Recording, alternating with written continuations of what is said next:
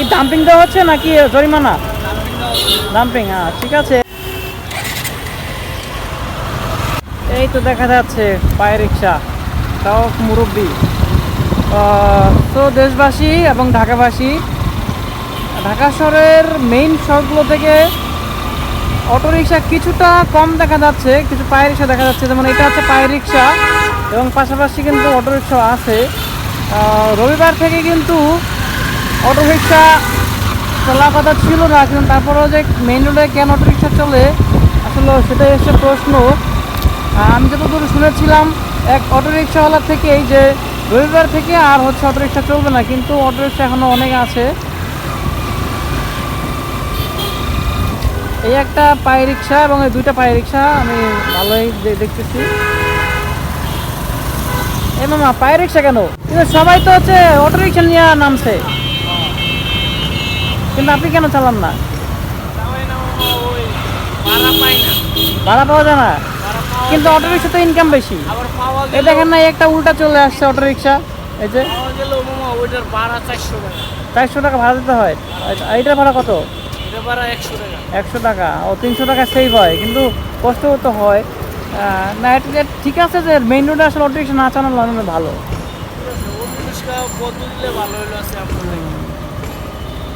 এখন মানে school college একটু বন্ধ, এই জন্য মানে ভাড়া কম নাকি? পরীক্ষা চলতেছে, এসএসসি পরীক্ষার জন্য মাঝে মধ্যে টিপ পাওয়া যায়। এসএসসি পরীক্ষার সকালে আর দুপুরে মনে হয়। বাড়ি কোথায় আপনার? কিশোরগঞ্জ। ও কে এখন এলাকায় ধান কাটার কাজ আছে না?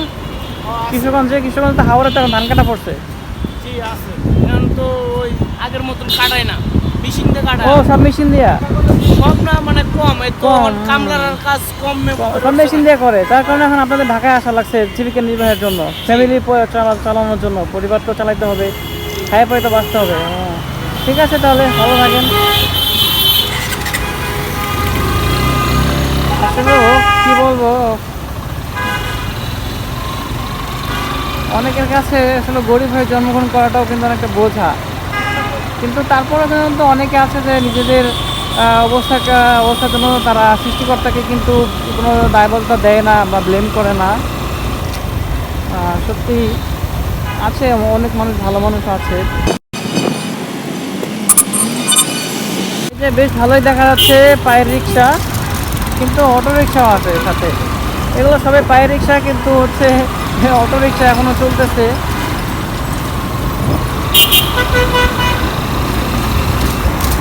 এরকম রানিং রোড দিয়ে যদি অটোরিকশা চলে সেক্ষেত্রে তো আসলে অনেক দুর্ঘটনা হতে পারে।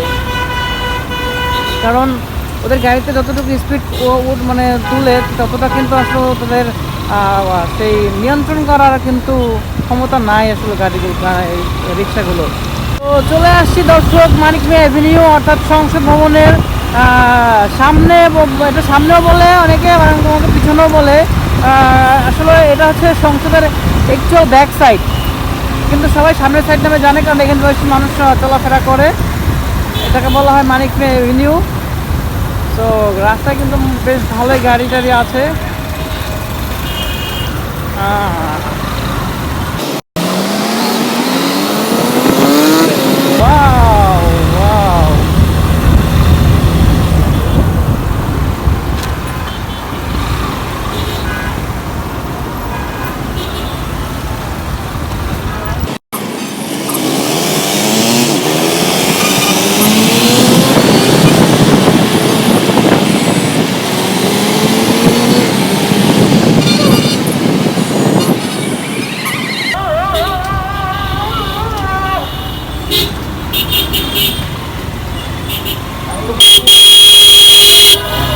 খুব সুন্দর একটা সিগন্যাল পাই গেলাম, কিন্তু একটা গাড়ির গ্যারেন্টি একটু রং করলো।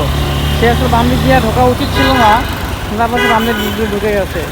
এটা কিন্তু সে আসলে অনেক রং করছে।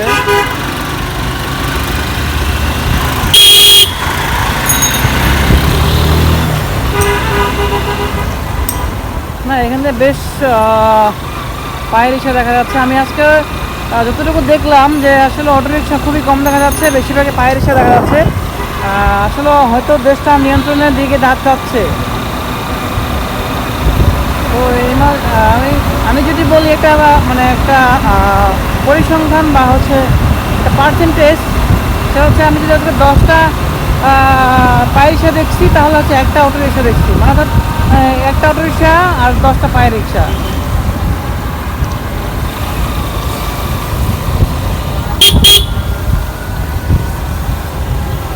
এখানে কিন্তু অটো রিক্সা সব জব্দ করা হচ্ছে।